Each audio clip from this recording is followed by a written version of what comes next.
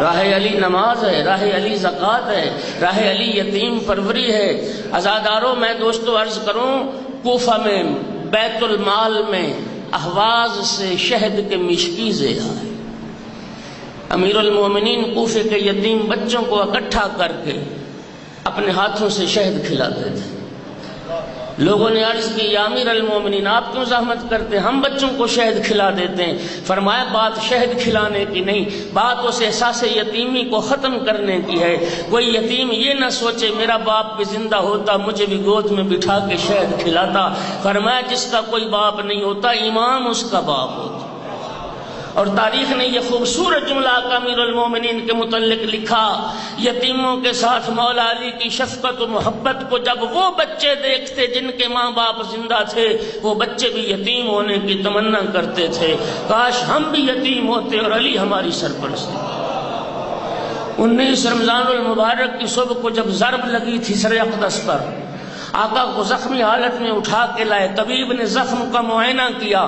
معائنہ کرنے کے بعد طبیب نے کہا تھا آقا کو دودھ پلایا جائے۔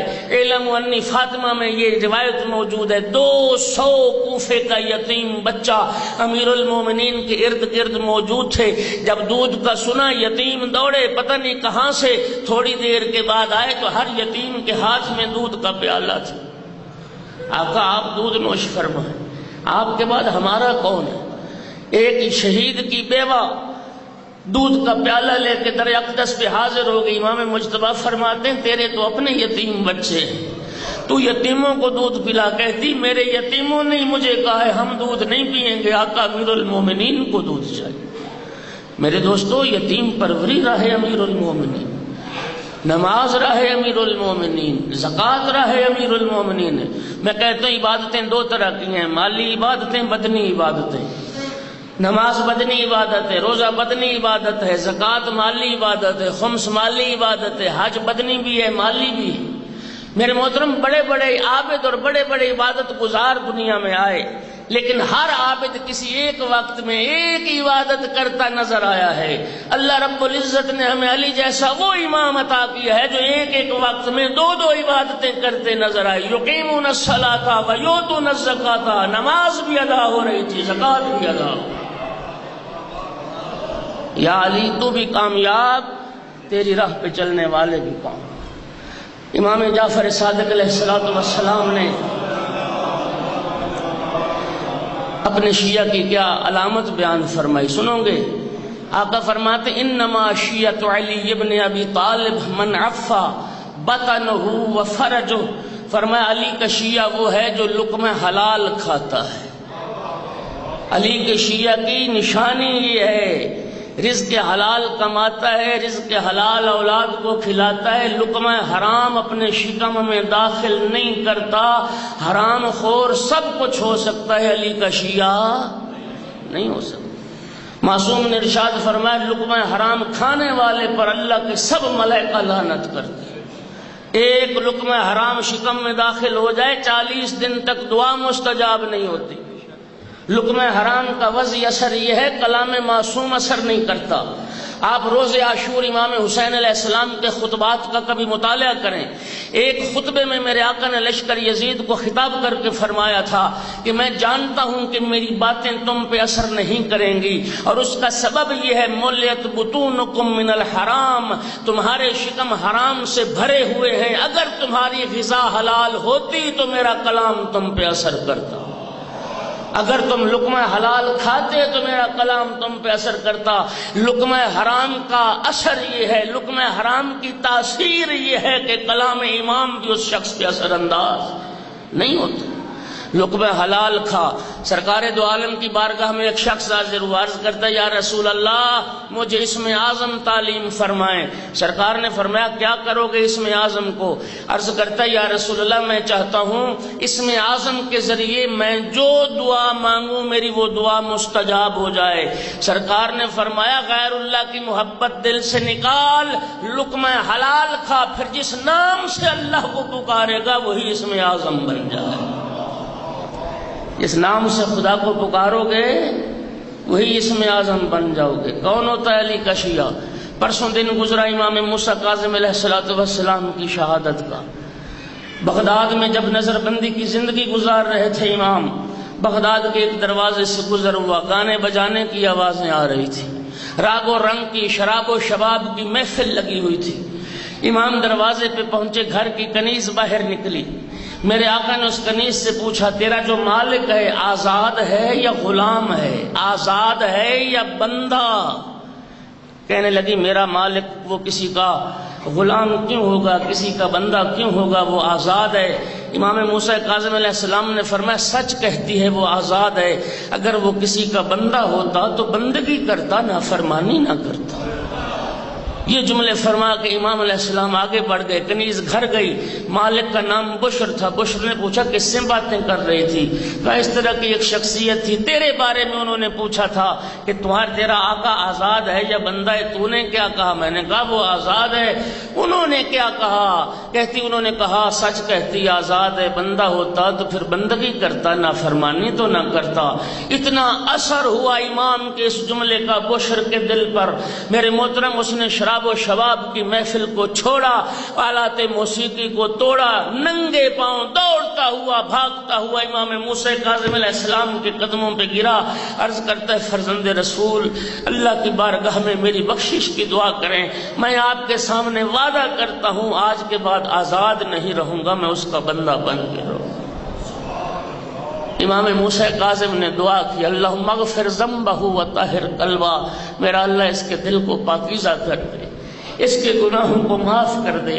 جب توبہ کی سچی اور توبہ قبول ہوئی، تائب آل محمد کے نام سے وہ معروف ہوا، تائب آل محمد کے نام سے معروف ہوا، اور اتنا صاحب حکمت و دنا ہو گیا تھا، جب توبہ کی تھی ننگے پاؤں تھا، پھر ساری زندگی جوتا نہیں پہنا۔ لوگ کہتے تھے بشر تو جوتا نہیں پہنتا، کہتا ہے قرآن میں اللہ نے زمین کو اپنا فرش قرار دیا ہے، میں کون ہوتا ہوں اللہ کے فرش پہ جوتے پہن کے چلنے والا۔ اور پھر اس تائب آل محمد کی یہ کرامت تھی کہ بغداد کے جن گلی کوچوں سے گزرتا تھا جانور گوبر نہیں کرتے تھے، اس لیے کہ تائب آل محمد کا گزر ہونا ہے۔ وشیعان اہل بیت، توبہ کرنا واجب ہے، انسان کو چاہیے اپنے گناہوں سے ہر وقت توبہ کرے۔ اور میں کہا کرتا ہوں مجلس امام حسین علیہ السلام مقام توبہ بھی ہے، مقام قبولیت توبہ بھی ہے۔ تیرے معافی مانگنے میں دیر ہو سکتی ہے، اس کے معاف کرنے میں دیر نہیں ہو سکتی۔ باب الحوائج کا واسطہ دے، جس دروازے سے کوئی صاحب حاجت خالی نہیں لوٹا۔ دعا کرتا ہوں اللہ رب العزت ہمیں حقیقی شیعہ بننے کی توفیق دے۔ میں اپنی ماں بہنوں کے لیے ایک جملہ کہنا چاہتا ہوں۔ معراج کل کا دن جو گزرا، دنیا اس کو معراج پیغمبر کے دن سے مناتی ہے۔ سرکار سفر معراج سے لوٹے، سید الانبیاء رو رہے تھے، میری مائیں بہنیں سنیں غور سے اس حدیث کو، سرکار گریہ فرما رہے تھے۔ بنت پیغمبر سیدہ طاہرہ نے پوچھا بابا کیا بات ہے، آپ کی آنکھوں میں آنسو کیوں ہیں؟ فرمایا شب معراج مجھے جہنم میں کچھ عورتیں دکھائی گئیں، مجھے کچھ عورتیں دکھائی گئیں جو طرح طرح کے عذاب میں معذب تھیں۔ سرکار نے فرمایا میں نے دیکھا کچھ عورتیں زبان سے لٹکی ہوئی تھیں، کچھ عورتیں پاؤں سے لٹکی ہوئی تھیں، کچھ عورتیں پستانوں سے لٹکی ہوئی تھیں، کچھ عورتوں کے بدن کے گوشت کو ملائکہ کینچیوں سے کاٹ رہے تھے، کچھ عورتوں کے گلے سے آگ نکل رہی تھی، کچھ عورتوں کو سانپ اور بچھوؤں نے لپیٹا ہوا تھا۔ سرکار رو رہے تھے۔ سیدہ طاہرہ نے پوچھا بابا وہ کون عورتیں تھی؟ فرمایا میری امت کی۔ بابا کیا جرم ان کا کیا تھا کہ ان کو یہ عذاب دیا جا رہا تھا؟ سید الانبیاء نے فرمایا کہ جو عورت شوہر کے ساتھ بد زبانی کرتی ہے، شوہر کے ساتھ بد کلامی کرتی ہے، وہ عورتیں قیامت کے دن زبان کے ساتھ لٹکائی ہوں گی۔ فرمایا وہ عورتیں کون تھیں جو پاؤں کے ساتھ لٹکائی گئیں؟ فرمایا شوہر کی اجازت کے بغیر گھر سے نکلنے والی۔ فرمایا وہ کون عورتیں ہیں جو پستانوں کے ذریعے لٹکائی ہوں گی؟ فرمایا شوہر کو حقوق زوجیت ادا نہ کرنے دینے والی۔ والی اور شوہر کا احترام نہ کرنے والی، یا رسول اللہ وہ کون عورتیں ہوں گی جن کے بدن کے گوشت کاٹے جا رہے ہوں گے؟ فرمایا وہ عورتیں جو شوہر کے علاوہ کسی کے لیے میک اپ کرے۔ شریعت عورت کو اجازت نہیں دیتی کہ اپنے شوہر کے علاوہ کسی اور کو دکھانے کے لیے زیب و زینت کرے۔ اپنے شوہر کے لیے صرف زینت کرنے کا، میک اپ کرنے کا حق رکھتی ہے۔ جس نے شوہر کے علاوہ کسی کے لیے زینت کی، قیامت کے دن جہنم کی کینچیوں سے اس کے بدن کے گوشت کو کاٹا جائے گا۔ یا رسول اللہ وہ کون عورتیں ہوں گی کہ جہنمی سانپ اور بچھو لپیٹے ہوں گے؟ فرمایا طہارت و نجاست، پاکی ناپاکی کا خیال نہ کرنے والی، غسل نہ کرنے والی، نجاست کی حالت میں رہنے والی۔ میری ماؤں بہنوں، کنیز زہرا ہونے کا دعویٰ صرف وہی عورت کر سکتی ہے جس نے سیدہ طاہرہ کی سیرت کو اپنے لیے مشعل راہ بنایا۔ میرے محترم سامعین، میرے برادر بزرگوار تشریف لے آئے ہیں، اب میرے پاس زیادہ وقت نہیں ہے۔ یا علی تو بھی کامیاب، تیرے شیعہ بھی کامیاب۔ اب اگر اجازت دیں، جو مجھے ٹائم دیا گیا اس میں تو میرے 25 منٹ رہتے ہیں ابھی، لیکن میں جلدی اس روایت کو بیان کر کے ایک جملہ ذکر مصیبت کا پڑھ کے طالب دعا ہو جاؤں۔ اگر آپ اجازت دیں تو میں نہج البلاغہ سے آقا امیر المومنین کے ایک شیعہ کا تعارف کروانا چاہتا ہوں۔ کون علی کا شیعہ؟ دنیا جسے مالک اشتر کے نام سے جانتا ہے۔ مالک اشتر یہ علی کے وہ شیعہ تھے جن کے لیے امیر المومنین فرمایا کرتے تھے للہ در مالک وما ادراک مل مالک، مالک پہ اللہ کی رحمتیں نازل ہوں، تم کیا جانو کہ مالک کیا تھا، تم کیا سمجھو کہ مالک کیا تھا۔ کان علی کما کنت لرسول اللہ، علی مولا فرماتے ہیں مالک کا میرے نزدیک وہی مقام تھا جو میرا رسول اللہ کے نزدیک مقام تھا۔ کون مالک؟ جس کے لیے علی مولا نے فرمایا لو کان من جبل لکان فندا، اگر مالک دنیا کے کسی پہاڑ کا نام ہوتا تو دنیا کا بلند ترین پہاڑ ہوتا، ولو کان من حجر لکان سلدا، اور اگر مالک دنیا کے کسی پتھر کا نام ہوتا تو سخت ترین پتھر ہوتا۔ اجازت دے تو میں مولا کی زبان سے نکلے ہوئے کلمات نہج البلاغہ میں، محمد ابن ابی بکر کی جب شہادت ہو گئی، مولا امیر المومنین نے جناب مالک کو مصر کا گورنر نامزد کیا۔ جب گورنر بنایا تو اہل مصر کو خط لکھا، وہ خط نہج البلاغہ میں موجود ہے، وہ خط سنانا چاہتا ہوں۔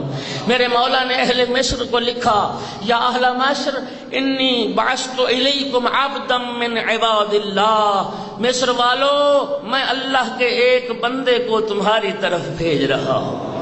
نہیں آپ کہتے ہوں گے کہ یہ مالک کی کون سی عظمت ہے؟ نہ میرے دوستو، عبدیت اتنا بڑا مقام ہے کہ ہر انسان نماز کے تشہد میں پہلے محمد مصطفیٰ کے عبد ہونے کی گواہی دیتا ہے، پھر رسول ہونے کی گواہی دیتا ہے۔ اشہد ان محمدًا عبدہ ورسولہ۔ اور میں عرض کروں کہ عبدیت کتنا بڑا مقام ہے۔ کل جو معراج کا دن گزرا، آپ سورہ بنی اسرائیل میں پڑھتے ہیں سبحان الذی اسری بعبدہ، پاکیزہ ہے وہ ذات جو اپنے بندے کو لے گئی۔ یہ نہیں کہا پاکیزہ ہے وہ ذات جو اپنے حبیب کو لے گئی، جو اپنے رسول کو لے گئی، جو اپنے نبی کو لے گئی، جو خاتم النبیین کو لے گئی۔ نہیں، اسری بعبدہ، پاکیزہ ہے وہ ذات جو اپنے بندے کو لے گئی۔ یہ لفظ عبد استعمال کرنا دلیل ہے کہ سید الانبیاء کی جو معراج تھی وہ رسالت و نبوت کی معراج نہیں تھی، وہ عبدیت کی معراج تھی۔ میں کہتا ہوں اس کی عظمت کا اندازہ کون کرے جس کے عبد خدا ہونے کی گواہی علی امیر المومنین دے رہے۔ اے اہل مصر، میں اللہ کے بندوں میں سے ایک بندے کو تمہاری طرف بھیج رہا۔ کیسا ہے وہ بندہ؟ لا ینام ایام الخوف، جو خوف کے دنوں میں سوتا نہیں، ولا ينقل عن العداء ساعات الرو، اور جب جنگ کے شعلے بھڑک رہے ہوتے ہیں دشمن کو پیٹھ دکھا کے بھاگتا نہیں۔ اشد علی الفجار من حریق النار، اس کو بھیج رہا ہوں جو فاسق و فاجر لوگوں کے لیے آتش جہنم سے بھی زیادہ سخت ہے۔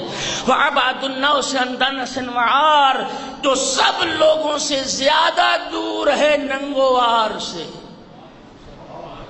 میں اس بندے کو بھیج رہا ہوں. کون ہے؟ ہوا مالک ابن الحارث، حارث کا بیٹا مالک، دنیا جسے مالک اشتر کے نام سے جانتی ہے. سننا، علی مولا فرماتے ہیں کیسا ہے یہ بندہ؟ فَإِنَّهُ سَيْفٌ مِّن سُيُوفِ اللَّهِ. مولا فرماتے ہیں مالک اللہ کی تلواروں میں سے ایک تلوار. مالک اشتر اللہ کی تلواروں میں سے ایک تلوار. کیسی تلوار؟ لا قلیل الزبت ولا نابض ذریبہ. علی فرماتے مالک اللہ کی وہ تلوار ہے جس کی دھار کبھی کوند نہیں ہوتی، جس کا وار کبھی خطا نہیں جاتا. فاسمعوا له وأطیعوا امرہ. فرمایا میں تمہیں وصیت کرتا ہوں مالک کی باتوں کو توجہ سے سننا، مالک کے ہر حکم کی اطاعت کرنا. ان امرکم ان تقیموا فاقیموا. مالک حکم دے قیام کرو، قیام کرنا.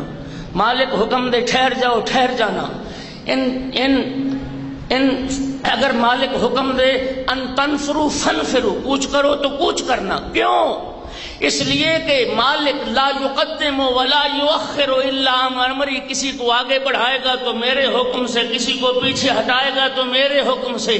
مالک میری مرضی کا پابند ہے. مالک کے ہر حکم کو علی کا حکم سمجھ کے پیروی کر. یہ ہے شیعت، یہ ہے شیعت. مالک میری مرضی کا پابند ہے. مالک اپنی مرضی سے کچھ نہیں کرتا، مالک اپنی خواہش سے کچھ نہیں کرتا. میری رضا کو مالک دیکھتا ہے. میرے دوستو یہی شیعت ہے. انسان یہ نہ دیکھے میں کیا چاہتا ہوں، انسان یہ نہ دیکھے میرا دل کیا چاہتا ہے، یہ دیکھے میرا مولا کیا چاہتا ہے، یہ دیکھے میرا آقا کیا چاہتا ہے، یہ دیکھے امیر المومنین کیا چاہتے ہیں. اہل مصر کو خط لکھا. مالک جا رہے تھے مصر، لیکن مصر پہنچ نہ سکے. راستے میں حاکم شام کی سازشوں کا شکار ہو گئے. شہد کے شربت میں زہر ملا کے مالک کو پلا دیا گیا. مالک کی شہادت ہو گئی مصر کی راہ میں. خبر شہادت شام بھی پہنچی، عراق بھی پہنچی. شام والوں نے مالک کی موت پہ جشن منائے، خوشیاں منائیاں. معاویہ نے برسر منبر آ کے یہ تقریر کی تھی اور کہا تھا ایھا الناس ان لعلی ابن ابی طالب یدان یمینان. لوگوں، علی کے دو دائیں ہاتھ تھے، دو دائیں ہاتھ تھے. قطعت احدہما یوم صفین ہو عمار بن یاسر. علی کا ایک دائیں ہاتھ میں نے صفین میں کاٹ دیا جو عمار یاسر تھے. وقطعت الاخری اليوم. دوسرا علی کا دائیں ہاتھ میں نے آج کاٹ دیا جو مالک اشتر تھے. لیکن جب خبر عراق پہنچی نا، کوفے پہنچی، عراق کی فضا سوگوار ہو گئی. امیر المومنین کی آنکھوں سے بے ساختہ آنسو جاری ہو. مالک کی خبر کو سنا، رو کے فرماتے انا للہ و انا الیہ راجعون. اللہم انی احتسبہ عندک. بارگاہ رب العزت میں دعا کے لیے ہاتھ اٹھا دی. میرا اللہ، میں مالک کی موت پہ تجھ سے اجر کا طلبگار ہوں. میرا مولا تو جانتا ہے علی کے لیے سب سے سخت مصیبت کا دن تھا جس دن تیرے رسول دنیا سے پردہ فرما کے گئے تھے. میرا اللہ تو جانتا ہے رحلت پیغمبر کے بعد علی نے خود کو صبر کا عادی بنا لیا ہے. میرا اللہ، میں مالک کی موت پہ صبر کروں گا اور تجھ سے اجر کا طلبگار ہوں. خدا کی قسم یہ تھے وہ شیعہ. پھر علی مولا جنہیں یاد کر کے رویا کرتے تھے. ایسے روتے تھے اپنے پیارے صحابہ کو یاد کر کے جیسے بوڑھی ماں جوان بیٹے کے غم میں روتی. رو کے فرماتے تھے حل موجود ان کا مالک ہے کوئی دنیا میں مالک جیسا. حل مرجو ان کا مالک، کیا امید کی جا سکتی ہے کوئی مالک جیسا ہوگا. حل قامت النساء ان تلدن مثل مالک. فرماتے تھے عورتیں بانجھ ہو گئیں جو مالک جیسا بیٹا جنم دیں. یہ ہے علی کا شیعہ. اللہ ہمیں آقا کا حقیقی شیعہ بننے کی توفیق عطا فرمائے، ہمیں حقیقی شیعوں میں شمار فرمائے. دوستو، صرف ایک جملہ ذکر مصیبت کا. اللہ کے دین کو بچانے کے لیے آج 28 رجب ہے. بہن بھائی نے اکٹھا سفر شروع کیا تھا مدینے سے اللہ کے دین کو بچانے. بہن بھائی نے اکٹھا سفر شروع کیا. بس وعدہ ایک روایت کا کیا ہے تو صرف ایک جملہ عرض کروں گا. عزادارو، تیاری شروع تھی، سامان سفر باندھا جا رہا تھا۔ امام مظلوم ودا کے لیے نانا کی قبر پہ آئے۔ السلام علیک یا رسول اللہ، نانا میرا سلام آخر قبول کر۔ نانا کی قبر پہ ہاتھ رکھ کے ایک جملہ فرمایا، اللہم ان ھذا قبر نبیک، میرا اللہ یہ تیرے نبی کی قبر ہے۔ وانا ابن بنت نبیک، میں تیرے نبی کی بیٹی کا بیٹا حسین ہوں۔ اللہم اختر لی ما هو لک رضا ولرسولک رضا، میرا اللہ میرے لیے اس امر کو اختیار فرما جس میں تیری بھی رضا ہو، تیرے رسول کی بھی رضا ہو۔ ازادرو نانا کا سلام کرنے کے بعد بھائی حسن کی قبر کا رخ کیا۔ السلام علیک یا اخا، بھیا میرا سلام آخر قبول کر، میں آپ کی قبر کو چھوڑ کے جا رہا ہوں۔ بھائی کا سلام کرنے کے بعد ماں زہرا کی قبر کا رخ کیا۔ مقتل میں جملہ موجود ہے، جب امام حسین جا رہے تھے نا نانا کی قبر پہ سلام کرنے اور بھائی کی قبر پہ سلام کرنے، بڑے اطمینان سے چل رہے تھے، بڑے وقار سے چل رہے تھے، گویا عظمت کا پہاڑ جا رہا ہو، تھم تھم کے قدم رکھتے ہوئے۔ لیکن جب ماں زہرا کی قبر کا رخ کیا، ایسے دوڑ کے ماں کی قبر پہ آئے جیسے بچہ دوڑ کے ماں کے دامن سے لپٹ جاتا۔ السلام علیک یا اماں، میرا سلام آخر قبول کر۔ صاحب دمع ثاقبہ لکھتے ہیں 3 جواب آئے قبر زہرا سے، علیک السلام یا عطشان الام، ماں کا پیاسا بیٹا میرا بھی، علیک السلام یا غریب الام، ماں کا پردیسی بیٹا میرا بھی سلام۔ تیسرا جملہ بڑا دردناک تھا، سن پاؤ گے، علیک السلام یا سہقان الام، او گھوڑوں کے سموں تلے روندا جانے والا حسین، او سموں تلے پامال ہونے والا حسین میرا بھی سلام۔ الا لعنت اللہ